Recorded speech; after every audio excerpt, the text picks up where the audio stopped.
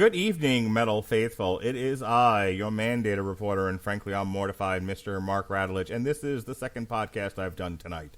This is the Metal Hammer of Doom, and I am your host, the mandated reporter, and frankly, I'm mortified, Mr. Mark Radulich.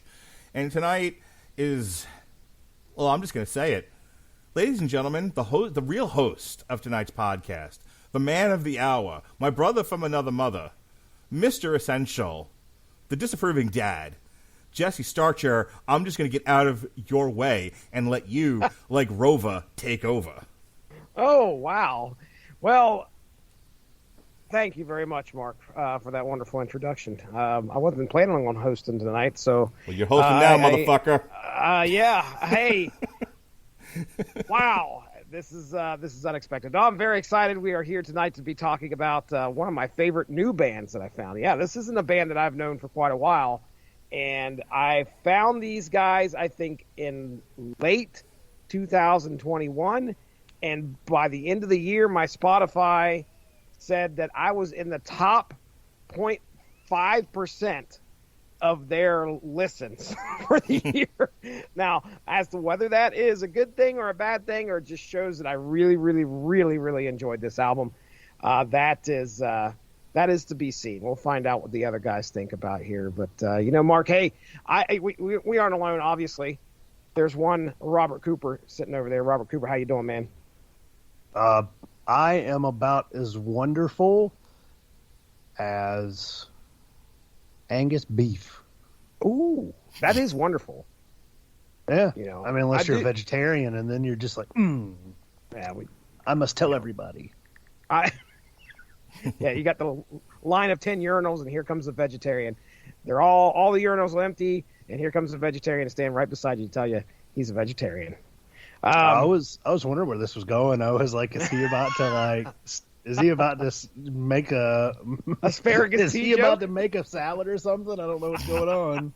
I'm out of bowls, so he used the urinal. Once again, if I known it was going to be this kind of a party, I'd have stuck my dick in the mashed potatoes. Hey, we're not monetizing this. Wait, you didn't? Not yet. But if I do, it'll be on Snapchat, and I'm going to send it to my wife. Good. So are you gonna tell me you're adding in the gravy? Oh, here comes the gravy pipe anime. Nasty. But this is Jesse's show. Nasty. Oh, wow. So, I mean, hey, we're here to talk about the Night Flight Orchestra. That is correct. Night Flight Orchestra's 2021 release, Aeromantic II. It's a sequel.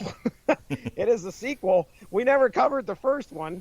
I don't know if we planned on covering the first one. Well, Tell me about it, Mark. Here's the thing. Like, you were like, hey, I want to cover the Night Flight Orchestra Aeromantic II. I'm all obsessed with this album. So throw it on the calendar, Mr. Schedule. And I said, okay, sure. Like, if one of you, like, I always pick stuff because nobody does, but occasionally somebody was like, hey, can we talk about this? And like, yeah, I'm always up for whatever nutty, crazy thing you guys want to do.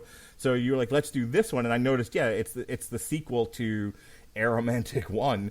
And I was like, does he not want to do the first one? Like, I didn't understand what the point of all this was, in all honesty. I did as I was told. Okay.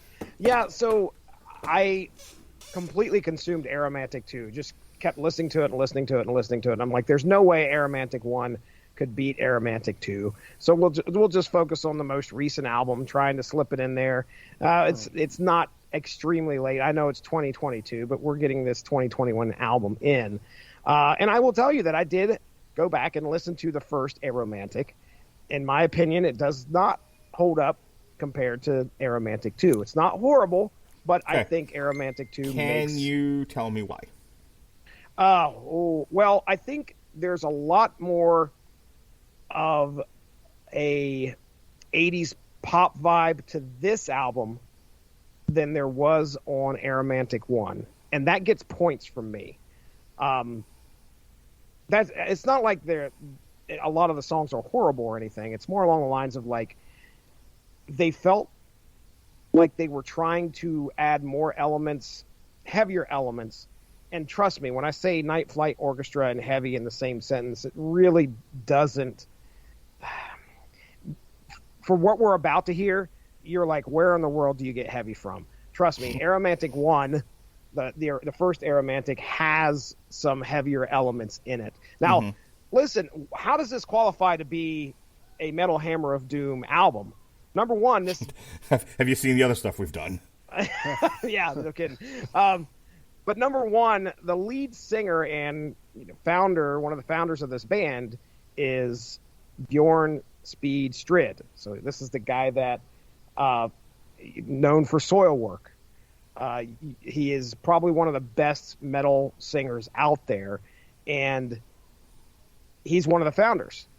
So along with David Anderson, it looks like we have, it says, the Wikipedia has it listed here, later joined by bassist Charlie D'Angelo of Arch Enemy and Spiritual Beggars, which I think we've covered, I think both of those artists on here before. Arch Enemy, I know for sure. Spiritual Beggars, I can't remember. But I know I really enjoy some of their stuff.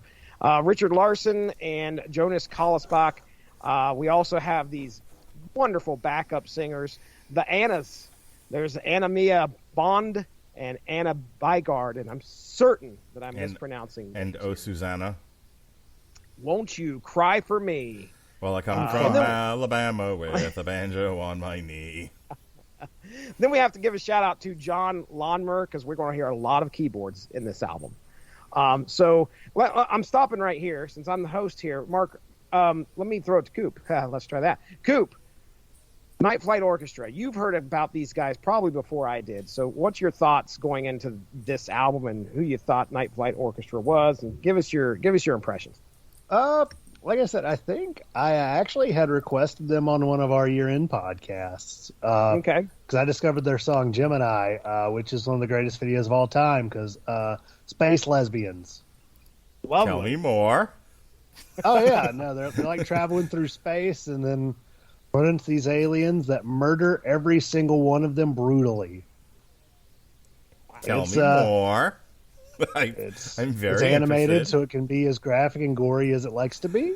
Nice. Ooh, nice. Okay. Oh yeah, dude, and it's a banger of a song too. I can't say that like I've listened to all of their stuff, but what I have listened to, I really like. Though I did find this album a little lighter than a lot of their previous stuff, from what I'm recalling. But I still liked what they brought to the table. It's still good. It's a little poppier than it is metal, but at the same time, like shit. It brings me that part of the 80s that people act like is there. Yeah. I agree. Mark, and you hadn't had any experience with this band, right? Okay, actually, can you answer a question for me, Jesse? I'll try. Okay.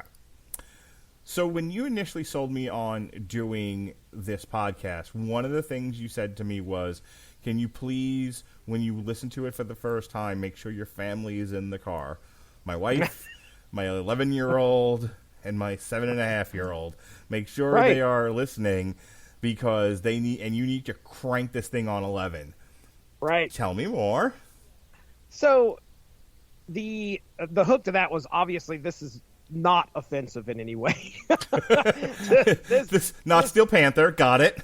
Right. This album is as least offensive as a good bit of the albums we've covered on this podcast. But I will also say that I had a feeling that your wife would probably dig this. I don't know her musical taste. You really don't, because I don't know why you would think that. I thought, so well, she would have this an is the woman who, like if Styx or Journey or Def Leppard or Foreigner, Whitesnake, these are all bands that we've either gone to see, and in her case, against her will, or didn't see because she was like, please, enough with your 80s hair band shit. Like, she saw Journey and was it Foreigner? I can't remember who was opposite Journey, but it was one of those big, like whatever the other band that was as popular as Journey was in Journey's heyday, it was the other one. Austin? And maybe. No. Anyway. We saw Journey and whatever this other band, and we saw them with a bunch of my girlfriends from work, and she came along because she wanted to be a part of the group. But she did not necessarily. She thinks Journey's okay, but it's not really her thing. So if you'll recall, my wife's thing is emo music, and Sister Hazel. Okay? That's right. Yeah. Yeah, she's true. not really into like the 80s progressive pop or progressive metal or anything like that, and she's certainly not into some of like the heavier stuff that I listen to. As a matter of fact, she would prefer the growling to the high-pitched silky voice that we get here. But weirdly enough, I say that, but you know, we're cranking it in the car, and then you can tell the people she recorded a video and she sent it to you, Jesse. That's right. Yeah, she was not offended. She said she liked it. She said, "This is some." I wish I could remember her exact words. This is some hair metal shit. Yeah, this is some 80s hair metal. I remember I saw that video and I was like, "This isn't hair metal." She's gonna be a 40-year-old woman, Coop. Let it go. Just leave it alone. I was just because I saw that on like Instagram and I'm like, wait a minute. Again, so she came out of it. Came out of it. I was going to say she came out of it a little bit more positive, with a more positive view than you thought she would, right? Mm-hmm. Yeah, okay, so here's the thing. I didn't know what to. I've never heard the Night Flight Orchestra, and I did zero research. I was like, Jesse says we're doing them. We're doing them, even if it's Pip farting on a snare drum. I don't care. We're doing it. So, you know, it'll be what it'll be. So I didn't think about it. I was like, whatever this is, it is, and it'll be fine. Jesse's not crazy. I'm sure it'll work out just fine. And then I listened to it. I'm like, actually, that was kind of like my first thought was, really, Jesse? Like, this is what we're making a big deal out of. Okay. The first image that I got in my head when I listened to a lot of these songs off of here was like, this was Rocky for the soundtrack part 2. And you're going to yeah, now that you say that out loud, I get it, man. Yeah, you're going to probably get that vibe as we listen through going songs. Fire, strong desire. Good stuff. That's good stuff. If you go to the I'm to very YouTube, happy that was not the version they used. Ow, Danhausen. Sorry, that's a whole other thing. Danhausen. Well, I would think without further delay, we should probably go ahead and get into some music and get these first 3 songs on the table. Before we lose the rest of the listening base. Shut up. I know, we don't have one. Have I been on camera this whole time with you guys? No. I have my haven't camera seen off. you. Okay, never mind. Woo! Hit it. I'm wearing a shirt this time. But no pants. No pants. All right, here we go, folks. The first 3 songs of the evening. We've got Violent Indigo, Midnight Marvelous, and How Long?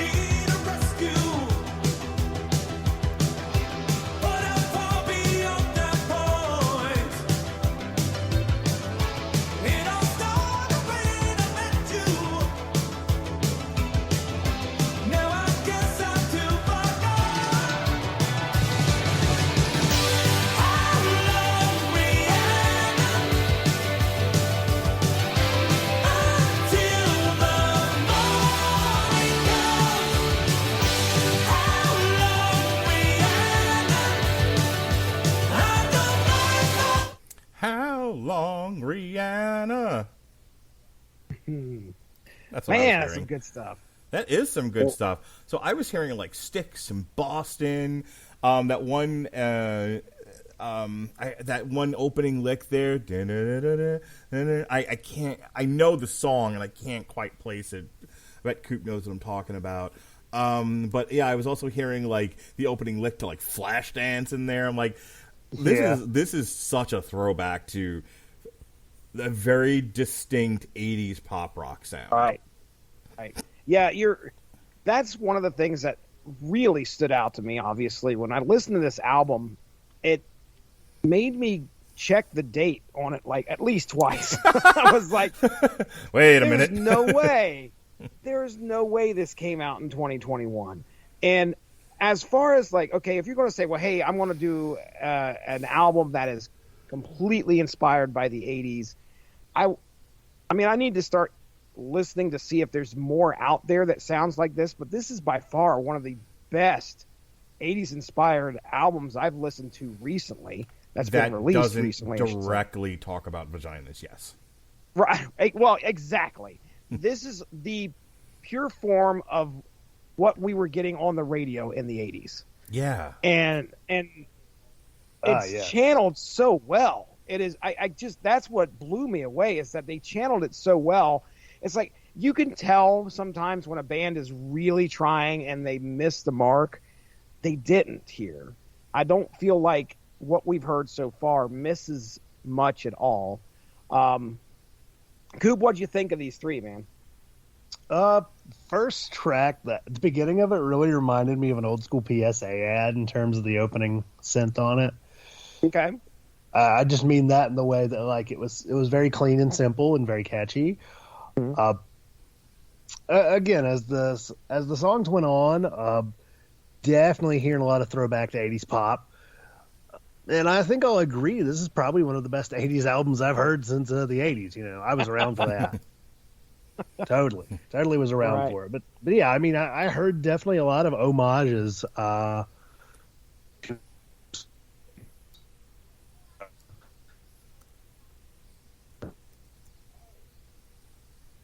Coop's cutting out a little bit there. Yeah, he is. I never know if I should cut him off or not because he doesn't know that he cut out, and he's like, "Why is everyone talking over me?" Right. I feel. But we can't like, just I don't let there be rude. like 5 minutes of silence either. Well, Coop, are you there? Me? There Yes. you go. Okay, come on back. Oh. All right. Yeah, like I really don't know when I'm cutting out because like I have no indication you guys are coming through just fine. You'd have no idea, yeah, unless you overheard us talking about it. Yeah, I can usually kind of tell when there's nothing going on, and I'm like, huh, this isn't how we operate. I'm making perfectly valid points and getting no response. What is this? My previous relationship? Hey, now. Oh, that's horrible. I'm going to need to put up a rim shot if you keep making those kinds of jokes. I just say we have to resurrect that. We need to resurrect the soundboard. Right. Right. Coop, have you had a chance? Did you watch any videos by these? Well, I should say any of the recent videos off of either Aeromantic 1 or 2? I actually didn't get to hear any of Aeromantic 1. I did watch the ones for this one. Lots of good body positivity, by the way. Really enjoyed that. It was nice. Yep. Had people of all shapes and sizes. That was cool. Yeah. It definitely reminded me of the opulence of the 80s, which I think was the point. The costume's the same in all the videos you watch, because I think I watched 3, and Speed was dressed like he's a pilot. And then we have the 2 backup singers who are dressed up like stewardesses, and that's what always struck me is like in every single video that they did that I saw, they continued that costume, which is it's true to the name, I guess. It is the Night Flight Orchestra. So yeah, that was one thing that I picked apart, and that would make them the night flight attendants, right? I guess so. I guess they would be. Yeah, So, I didn't catch that either. So, like, good point. All right, yeah, so like, I want to thought read this real quick. Boris Kaiser from the German magazine Rock Hard compared the Night Flight Orchestra in his review for Sometimes the World Ain't Enough with bands like Toto, Kiss, Ghost, REO Speedwagon, Boston, and Supertramp, to which I say yes. Yeah. Some other yes, the band. that too. According to Matthias Weckmann from the German Metal Hammer magazine, the band delivers everything that one's loved about bands like Journey, Foreigner, and Survivor. Bjorn Bax from the online magazine PowerMetal.d compared the second studio album Skyline Whispers with British progressive rock of the 1970s and named Yes, Genesis, Kiss, also Keith, Deep Purple, and Rainbow as Keith. Now Keith. Not Keith. As musical references, to which again I say yes. On December 15th of 2017, the Night Flight Orchestra were nominated for a Swedish Grammy Award. I know the Grammys don't count for anything. I don't know if you could hear me roll my eyes just now. But hey, Jesse, am I passive aggressive? Oh, tell me about the Beastie Boys. Nominated for a Swedish Grammy Award in the category for Best Rock Metal for Amber Galactic. So, I mean, these guys are like no joke. It's just one of those deals where this kind of music doesn't penetrate the modern American music scene. This is very European. But Europe, in a lot of ways, musically, especially in the metal scene, is still very stuck in previous decades. It's America that, like, trips over their own dick trying to find the new sound. Europe's like, nope, the old sounds work just fine. Mm-hmm. Right. One of the bands, I don't know, you went through a lot of them there, but one of the bands that you did not mention was ABBA. I think we heard a lot more ABBA on that Lordy album we did a few weeks back. But the disco one? The one that you hated? Yeah, right. Now, there's going to be, I think, as we proceed here, you may hear some disco elements, or at least something that's the late 70s definitely brought forward. Well, I guess without further ado, let's go ahead. We'll get into the next three. Yes, sir. I'm on it, boss. All right. So here we go. Like being in charge, Jesse? Like when I call you boss? Like when I tickle your sack, stroke you? You call me boss. My wife calls me boss. This is a damn good day. Jesse's just like, I'm like king shit around here, motherfuckers. Do the convicts call you boss too? They do. Oh, good. You're probably asking Mark that one. Yeah, I was gonna say I get called doctor, of which I am not, and I do not get paid that way. All right, so here we go. I just play doctor. Yeah, Natalia on Snapchat. All right, here we go. Burn for Me, Chardonnay Nights, and Change.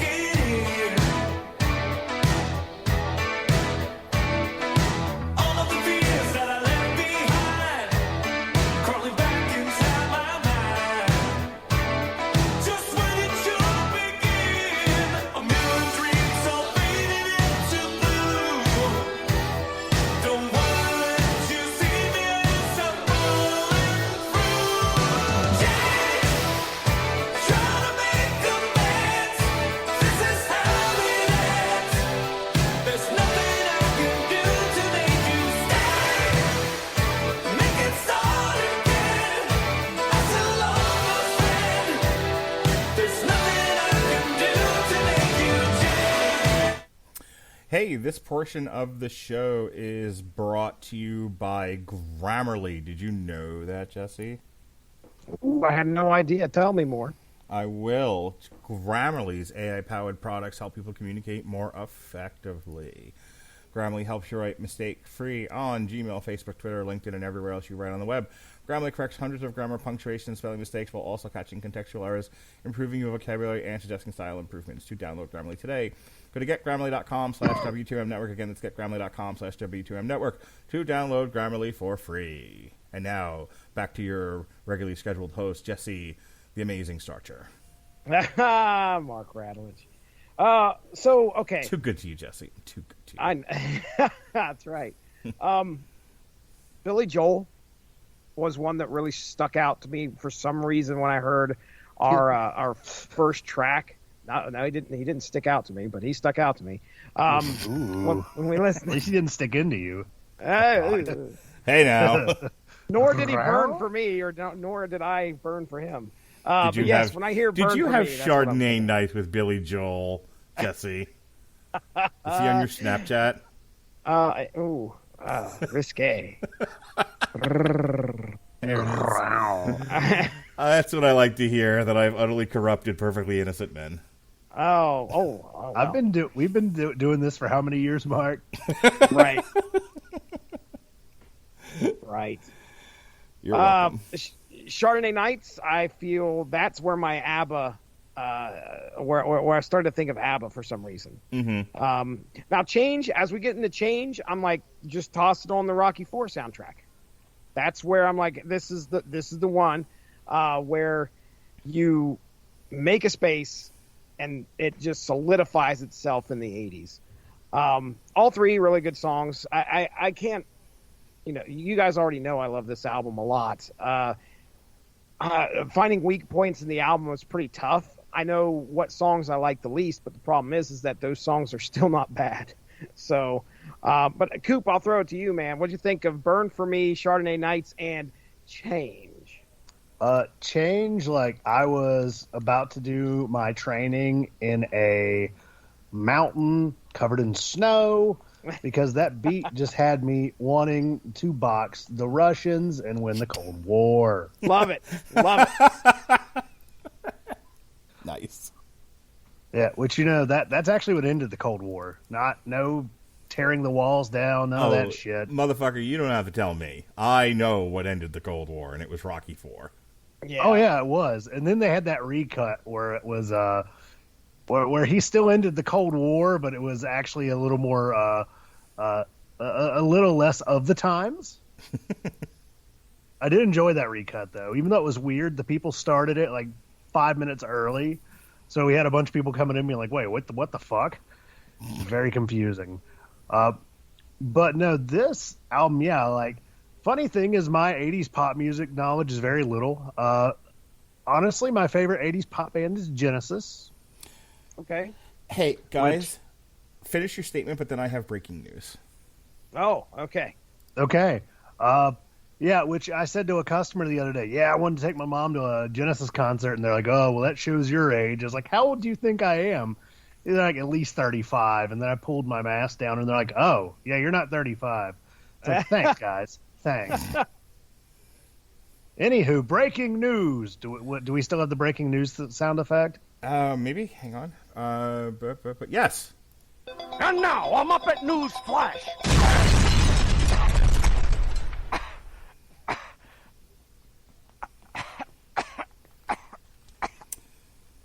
Okay, this just in from the New York Post. Kid Rock releases "Let's Go Brandon" song bashing Biden and Dr. Fauci. Controversial musician Kid Rock, who I'm taking my kids to go see this summer, I decided. I'm sorry. You're the second person to try to discourage me from going to see Kid Rock, and I want to know, what kind of communist, millennial are you? What is everyone's problem with Kid Rock? I mean, besides the guy's been making music that is either... pretty much a wild, just blatant ripoff of most other artists that are solid and or using the exact same beat. or song from I other was gonna artists. say, he used the exact same song. Let's not kid ourselves. But yeah, I let's mean, not kid, rock ourselves. hey, let me counter your point by simply saying "ba with the ba with dang diggy diggy." Yes, definitely argument. hitting the high point of the cultural zeitgeist of 2001. Cooper, do you not understand that this is for the questions that don't have any answers? Oh yeah, I mean, I know there is no winning this. This is like a political argument on Facebook. The only person winning is the one looking at this being like, what a bunch of losers. I mean, Kid Rock speaks for all of us when he says, "All you bastards at the IRS." Well, Billboard.com. Billboard.com, in their recent article covering the same thing. And I quote, Kid Rock has been a longtime supporter of former President Donald Trump. Back in 2016, the star expanded his merch line to include a tee labeling blue states from the 2016 presidential election as part of Dumb Fuckistan. Correct. Okay. So I think you guys should approve of me taking my children to celebrate America by bringing them to a Kid Rock concert this summer. Bringing them to a closeted Donald Trump rally. They're 11 and 8, they'll care. I had to explain to my son what a concentration camp was today because he was hearing part of our Munich review, and he was like, "Wait, what's a concentration camp?" And I'm like, "Well, it's not a summer camp. I'll tell you that much." It's where they actually get all the orange juice from. Damn it! All right, please remind me before the next show to upload a rim shot. All right, so.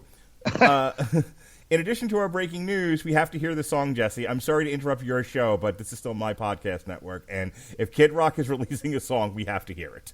I'm down. Let's hear it. All right, here we go. God. Shut up, Cooper. This is We the People.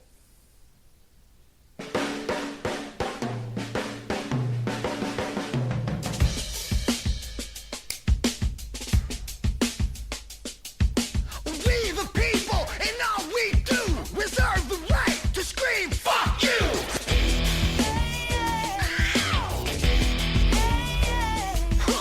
Wear your mask, take your pills, now a whole generation's mentally ill!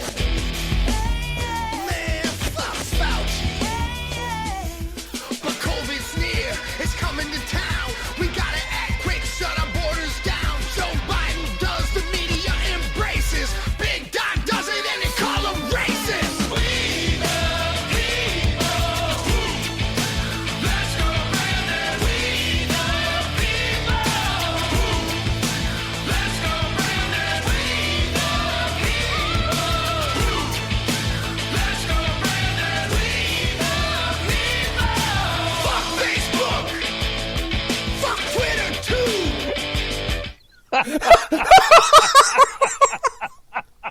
Fuck Facebook. That's his entire fucking fan base. Can we please dedicate the rest of the year to just Kid Rock albums? Oh, my God. You want to see me in the obituaries? Ow.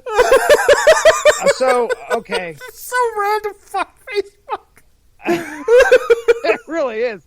I mean, I'm sure he was about to go on a rant for a second and just really lay into... Right before I cut it off, he was like, "And fuck Twitter." So basically, he's like, "Fuck social media," because apparently it's a tool of the left-wing communists. Well, yeah, because they all banned Donald Trump. Their Lord and Savior, the one that will save all of us from the liberal pedophiles. I love Kid Rock, but that song is dumb as shit. It really is, and I'm here It for played it. to his audience. I am.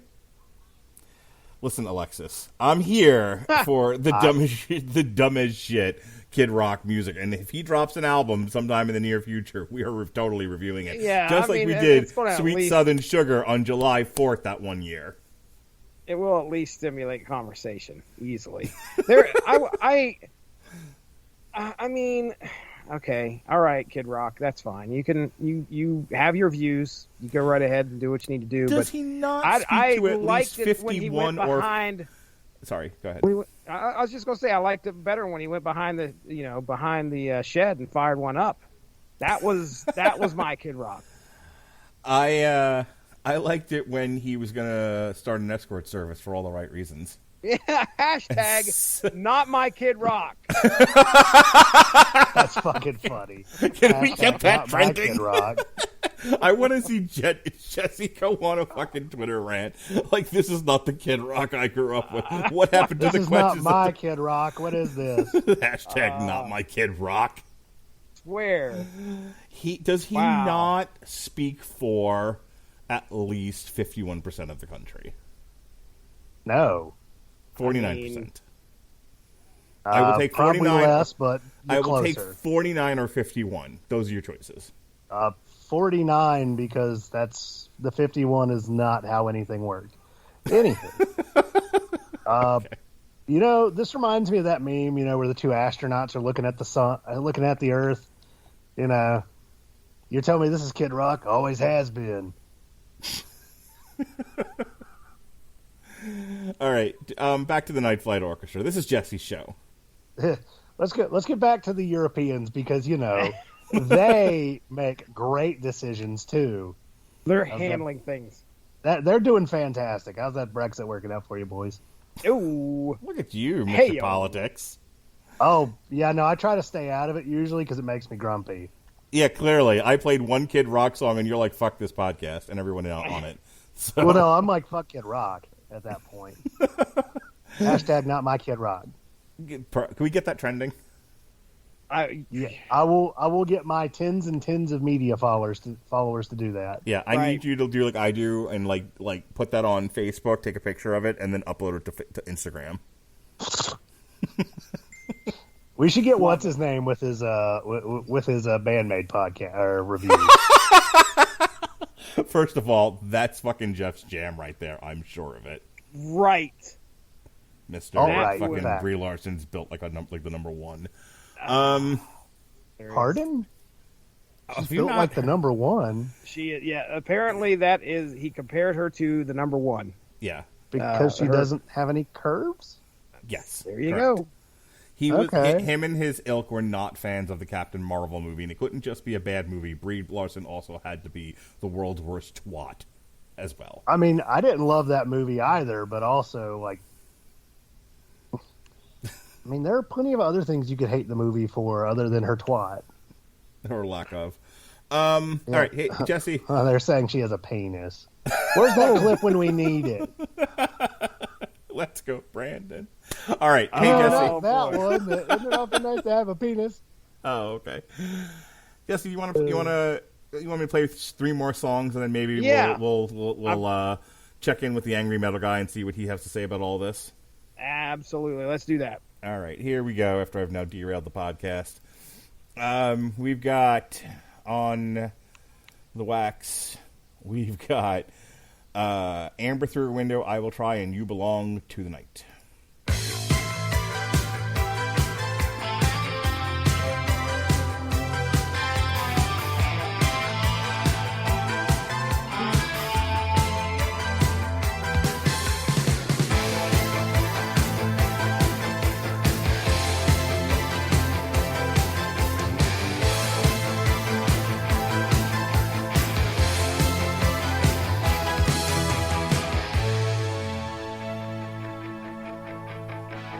Fever's rising, just 17. Find it out what love really needs. You were there, not feeling anything. In my mind and in my dreams, doors were open to this galaxy that we both knew. Now it's opening up our world, you know. I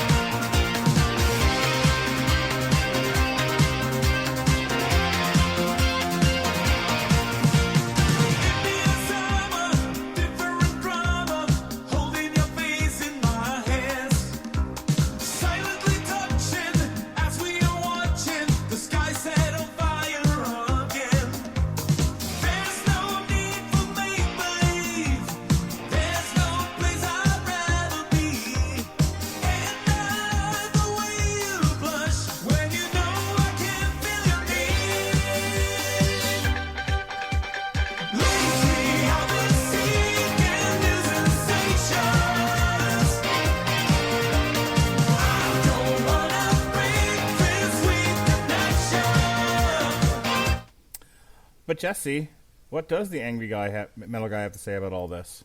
Oh, Angry Metal Guy did not chime in on the Night Flight Orchestra Aeromantic II. Yeah, but I will tell you that we've got some scores here, and I'll read these to you. Here you go. So DistortedSoundMag.com gave this an 8 out of 10, along with SonicPerspectives.com. They gave it an 8 out of 10. Blabbermouth.net gives it an 8.5 out of 10. Sputnik Music score there, 3.9 out of 5. And Stormbringer.at gives this a 4 out of 5. Now, I will tell you that MetalAddicts.com, I read that review. They weren't very pleased. Oh, really? They are metal addicts, so let's just put that out there. They're probably, and he did specify in the review, this is the first time he had ever listened to the Night Flight Orchestra. So when it was all said and done, his review, which I would agree, for fans only. That's fine. I mean, if you are a fan of Night Flight Orchestra, this album is going to probably give you exactly what you wanted. I think you would. It just might. I don't know if you noticed, but there's quite these last 3 songs that we listened to, there is definitely a theme of like teenage love, or that you know, that was a lot of what you got in the 80s when you were listening to songs. The lyrical content was usually about some type of a relationship or finding love for the first time. And or trying to stay in love. There's a very strong message throughout those 3 that we just listened to about that, about love and being in love. Now, I will also say something that may have escaped my reviews of what I was reading in regards to this album. There seems to be a theme throughout this, aside from, you know, falling in love and the aromantic feelings, as you will. They are on point, because if you notice, like the last song we just listened to was "You Belong to the Night." Okay, previous to that, Snapchat's going off. Oh no! I don't know what you're talking Mark, about. keep it in the pants, man. Sound. Now the previous. He's not wearing any, sir. I am so. The previous song, you know, again, if you look at the lyrics, it's the setting of it is at night. So they are indeed the Night Flight Orchestra. Yeah, get ready. We got that covered. Well, it's funny because I was like, okay, well, I'm just making something out of nothing. When you look at Aeromantic I and look at all the songs that revolve around at night, you'd be surprised as to like how dedicated they are to making sure that that's part of their songs. Just saying, it seems to be a trend. But anyway, Coop, enough of my rambling. What'd you think of these 3, man? I just will say, if these guys made a cartoon, they would draw it all on black paper. I would agree. They would probably, just like they did with Batman the Animated Series. That's why it always looks so dark. I didn't know that. Are you making shit up? No. Okay. It was in the special features on the DVD box set. Well, I learned something. There you go. That's something you can one day use in your Tripped Up Trivia podcast on the Radulich Broadcasting Network. And then get immediately challenged by it. We did one on WB Animation, believe it or not. So it fit right in there. You can do it on the second one. Anywho, that sounds good. Yeah, I like it. But yeah, these 3 tracks, again, just furthering along the 1980s groove. Like, honestly, this is the most 80s album I've heard since the early 90s. I was going to say, I can't agree more. I feel like this is the most 80s thing I've heard since any time we've covered Steel Panther. And here's the thing that we focus with Steel Panther is how dirty it is. Oh yeah, it's such a, I mean, it's such a gimmick with them. It feels like, because they're just using that as a vehicle to make dick jokes. Get their salacious. It's more than dick jokes. Across. It's dicks and pussies and assholes. Oh yeah, and she's on the rag. Coop. That was like our anthem for a while. Do you remember that? I do, because you played it at work, and you're like, somebody's like, I need to vomit.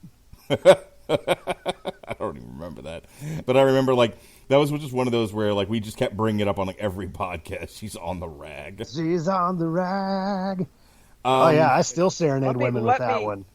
Okay, just talking about that right now, I went back to go take a look and see what some of the track names were, because wasn't one of them like something at an old folks' home or something? Oh Yeah. my goodness, what was it? Hold on, I got it here. Okay, go ahead. I'm looking. Well, okay, here you go. This is 2017's Lower the Bar. Going in the back door, anything Yep. goes. Poontang Boomerang. That's when you came in. Wrong side of the tracks out in Beverly Hills. Now the fun starts. Pussy Ain't Free. Wasted Too Much Time. I Got What You Want. Walk of Shame. And She's Tight. Now, where is She's on the Rag? Which one? Is that the It was 2000? before that. That was the one from like All You Can 2014. There it is. Pussy Whipped. Party Like Tomorrow's the End of the World. Glory Hole. Bukkake Tears. Bukkake Tears. Gang Bang. Gang Bang at the Old Folks Home. That's the one. And Strikes You're Out. The Burden of Being Wonderful. Fucking My Heart in the Ass. Yes. BBS. You're beautiful when you don't talk. If I was love king, that one. It's a good. If I it's was actually, king, it is the Al Bundy classic. and we send it home with track number 12. She's on the Rag. There it It's is. a Steel classic. Panther. The Metal Hammer of Doom. The Metal Hammer of Doom anthem. She's on the rag. Yeah, I love their first album too with Asian Hooker. Oh wow. Well, I mean, with quality lyrics like "sucky fucky, smells like sushi." We want to thank all the people and that community came property. that found us through the Bandmade review. Thanks for joining us. Yeah, we are very progressive. We are. We make so much progress. In fact, we're going to go right out the door. Well, this rambling segment was brought to you by Amazon Music Unlimited. You can listen to Steel Panther there. That's right. If you've enjoyed our ramblings about Steel Panther, you can check out all their entire catalog for free by simply clicking the link in this podcast. GetAmazonMusic.com/W2M Network. Again, that's GetAmazonMusic.com/W2M Network to stream all the Steel Panther and Night Flight Orchestra you want. And Kid Rock. And Kid Rock. You can listen to that song and chant "Let's Go Brandon" and "Make America Great Again" and wear suits made out of American flags. It'll be fantastic, and you'll be the hit of the neighborhood, depending on which neighborhood you live in. All right, so let's finish up here. We've got 3 more tracks to go on Jesse's special Metal Hammer of Doom show. You make it sound like somebody's going to get touched at the end. So this is It's a very Zodiac, special episode of Metal Hammer of Doom. White Teens, and Moonlit Skies.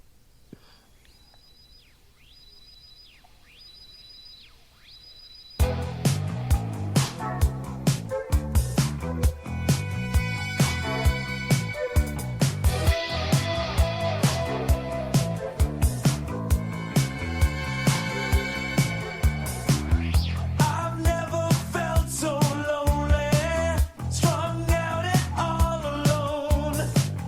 Drunk on a Monday morning.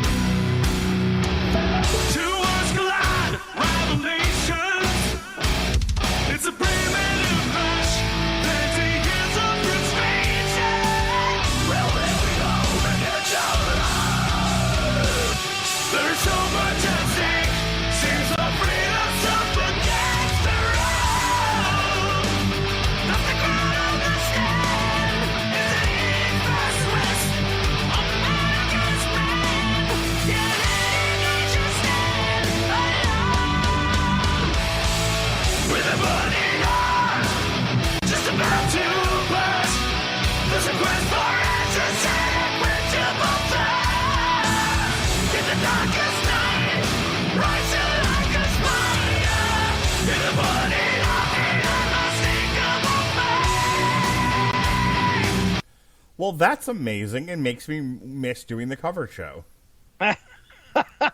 We've actually played that, I think, on one of the cover shows. I Really? believe I know, we believe, played a cover of Burning Heart, but I don't necessarily remember if it was that one. I believe I slipped that one in at one point in the past. Hey. Hey, baby. Man. Bjorn, Strid, Speed, whatever you want to call him. I mean, fucking stellar. The guy continues to blow me away every time I listen to anything that he's involved in. And when I heard the Night Flight Orchestra, what's funny is a lot of lead singers have that distinct sound. You can tell, okay, I know who that guy is. I know who that person is. So Night Flight Orchestra hits my Spotify at some point, and I immediately recognized Speed as the lead singer, and I was like, this is not Soilwork. What the hell is going on here? So it was Zodiac was the first song that I think I had heard by the Night Flight Orchestra. And I, of course, immediately went over to find out who I was listening to and make sure, confirm, because I was like, man, if that's not Speed, I don't know who this guy is imitating Speed. He's doing a damn good job. Well, sure enough, you find out that, it is indeed Bjorn Strid. So I, at that point, became convinced, like, okay, this Zodiac was so good. I was like, there's no way the rest of Aeromantic II holds up to what I just heard. And as an experiment, I put the album on. Because if there's a chance that that would happen, I would be absolutely amazed. And guess what? I was absolutely amazed. I came away listening to Aeromantic II going, this is probably some of the best. It's so unique in the fact that it's inspired and bringing forth the 80s in a decade 40 years later.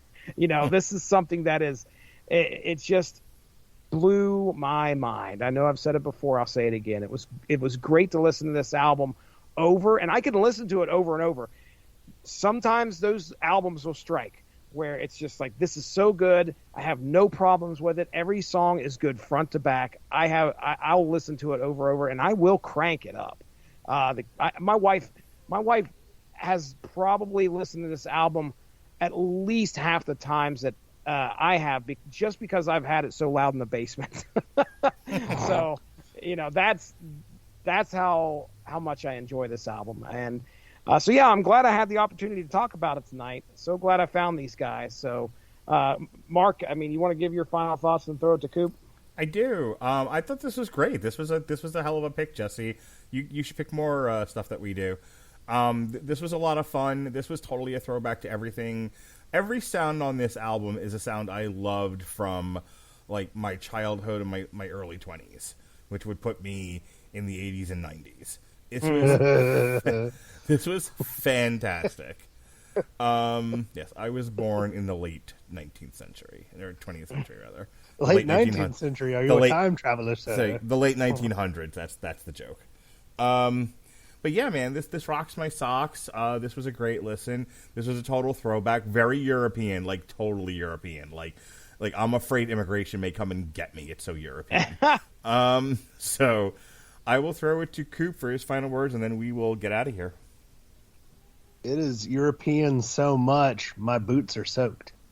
Oh, wow. Not good. Wah, wah, wah, wah. I told you, I think, before that I used to own Jeff Foxworthy's Redneck Dictionary physically and used to read it on the toilet. That's what I was going to say. Yeah, it had to have been toilet time reading. It's perfect. It's just, it's just get a few words in there, get a few new definitions, have a new understanding on the English language, wipe your ass and leave. It's a great time. Anywho, speaking of a good time on the toilet, this album here. I once ate a cheeseburger on the toilet. I have a friend of mine that claims to have done it, but now denies it, even though my friend Nick, who one day will be on this podcast, can attest to the story being told that grown man ate a cheeseburger on the shitter because he was hungry. I not only ate a cheeseburger while on the toilet, but I talked about it on a podcast, and my friend Pete, who no one listens to, see, I can do that joke too, said, "You really know how to live." I've never forgotten that. I take that with me everywhere I go. So depressed right now. I mean, that as well you should. That is quite the coat rack to hang your hat on. Made of porcelain and a fucking McDonald's wrapper. What are your achievements in life? Well, I once ate a cheeseburger on the shitter. You have lived. Put it on the friend. resume. Yeah. What are your qualifications for this job? Well, go ahead, Coop. Finish up. Let me tell you about my bathroom habits. But yeah, so this album here, like, I love this band. While again, this is a little lighter than I remember some of their other stuff being. Honestly, it kind of is a breath of fresh air, really, for a lot of the music landscape that you get nowadays. In a way, it's kind of unique to what it is because, frankly, you just don't get much music like this anymore. And they do a fantastic job of executing it. The songs are memorable. Like, a lot of these songs I'm going to be throwing on my playlist. Like that one day I go to the gym this year. Hashtag new year, new me. As I go to the fucking gym in like August. See, that was my plan all along. It's because everybody that had planned to do it in January already quit. It'll be clear. But yeah, throw that shit on your workout playlist. Splice it into Rocky footage. Make your weird ass anime AMVs to Ashita no Joe in it or something. I don't know. Just 4 out of 5. Love it. Nice. I just referenced a early 1970s anime. Go me. Wow. Yeah. All right, folks. That is the end, my friends, of Jesse's really podcast here as we review Aeromantic II by the Night Flight Orchestra. Earlier tonight, my son and I did a what do you call it? An alternative commentary for AEW Beach Break, AEW Dynamite Beach Break. And honestly, the only reason why I did it was I know, like, my son likes, like, the stupid wrestling matches. So there was a ladder match, and then there was a hardcore match at the end. And I was like, this is when my son really turns it on, like, because the rest of the time, and I don't blame him, like, he doesn't really like wrestling as such. He likes it when, like, I had on WrestleMania 14 and 15 over the weekend, and I think it's WrestleMania 15 that opens up with the triple threat hardcore match, and he was dying laughing. He just thought that was the best. First of all, he had a naughty little giggle when Billy Gunn walked out, and I'm like, so Jonas, he's the ass man. He is the ass man. He likes to kiss him. He likes to kick him. Oh, it's great. He was dying laughing. But yeah, he likes, like, you know, when we've done, like, the barbed wire exploding death match that Kenny Omega and John Moxley did, stuff like that. He thinks all that stuff's, like, really funny. The regular wrestling matches, he was like, oh my god, this is the most boring thing ever. Why do you make me watch this? So, but he was very funny. He was very entertaining on the show. We actually had some people tuning into the live stream, and we answered their questions on the air. That was fun and interesting. Since we left Blog Talk Radio, I don't really, you know, we don't do with callers as such anymore, like we used to. Remember that, Coop? Oh, golly gee, do I. Those guys were real comedic geniuses. Was it the Slayer retrospective where it was? It was the album review, I thought. Okay, it was one of the two where it was just like, hey, I just want to know what you guys think of Slayer. When are you guys going to fuck on the air? It's like, ugh. Like, I don't so much mind the trolling as could you be better at it? Like, at least be creative. Like, asking me if I've touched little children, that's an easy one. Just ask the church. Oh, God. Anyway, so that... Damn. Move right past it. So, go ahead and listen to me and my son watching AEW Dynamite tonight. It was a lot of fun.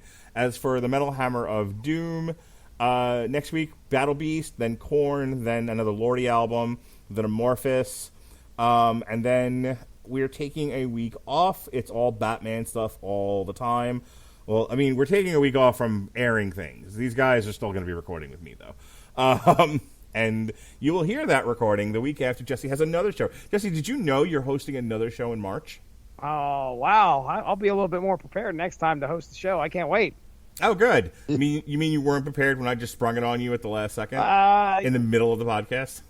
I would hate to betray that my cool, calm, collective demeanor is to say that I about shit myself, but that's all right. Yeah, you do it. No, it'll be fun, man. I knew how to roll with the punches. Yeah, we got a Legion coming up. Am I correct? That is correct. That is March 9th.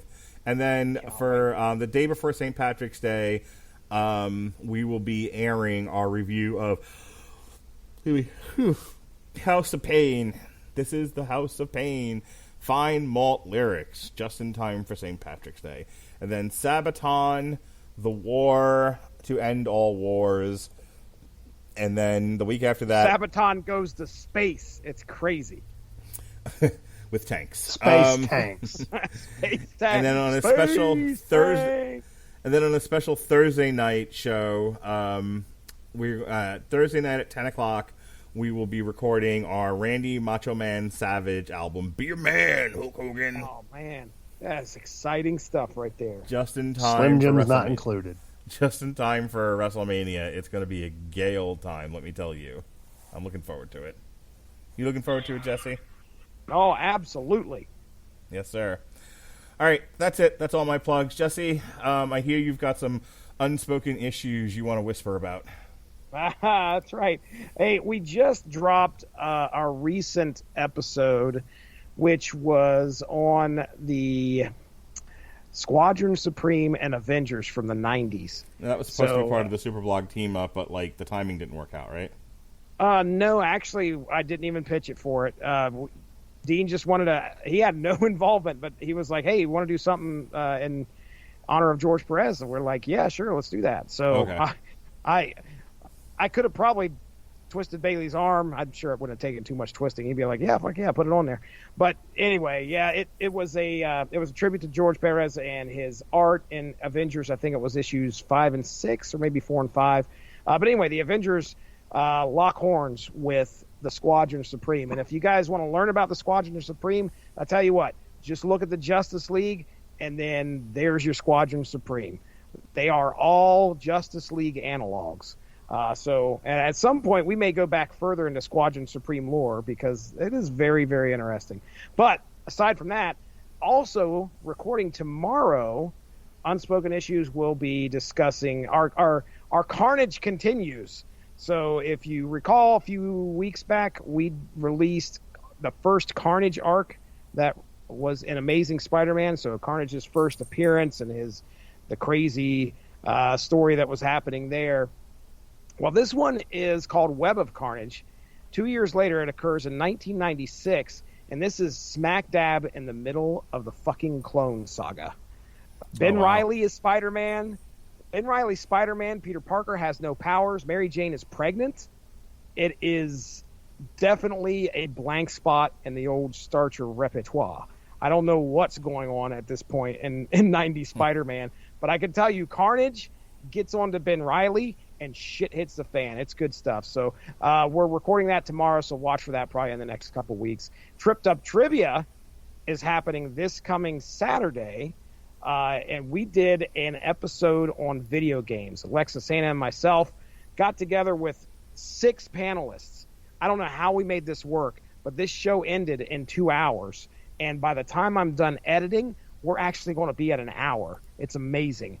So if you like video games and you want to test your knowledge, watch out for that episode to drop. It's going to be a lot of fun, because you can play along with us, see how you do. See if you do well. Keep your own score. Tell us how you do. Jesse, I'm going to help you out real quick. You've also, I don't know if you know this or not, but you also do a podcast from me called Source Material. Right. Every once in a while. every little once in a while. You've got one coming up on February 14th. You have the Uncharted comic to go along with the Uncharted movie review that's coming out, based on the Uncharted video game. And then you and Evan Bevins are going to be talking White Knight. Like 9 years ago, Evan pitched that one, and they're like, "Yeah, we'll save it for the next Batman comic, so the next Batman movie." So you and Bevan will be talking White Knight. You and me are eventually going to put together a Shattered Empire show, and that'll release on May the 4th, because May the 4th be with you. Get it? Oh, Do you get it? That's good stuff. Look for some re-airs of Batman Haunted Night, Gotham by Gaslight, and Batman Hellboy Starman around the time of the Batman. That's all coming at you on the site. And Eventually, Jesse's supposed to be doing a What You Readin', a Sinestro Corpse War, and Morbius the Living Vampire, The Man Called Morbius. Yep. I've got that one read, all noted, and Armstrong and I are ready to record at some point here. It's one crazy comic that Morbius... You might want to record it after the movie actually airs. So you're telling me it's never releasing? It's going to be a while. It's the New Mutants. It's ridiculous. All All right. It's better. Yeah, me too. Robert Cooper, any final words, stories about the Pooper, anything?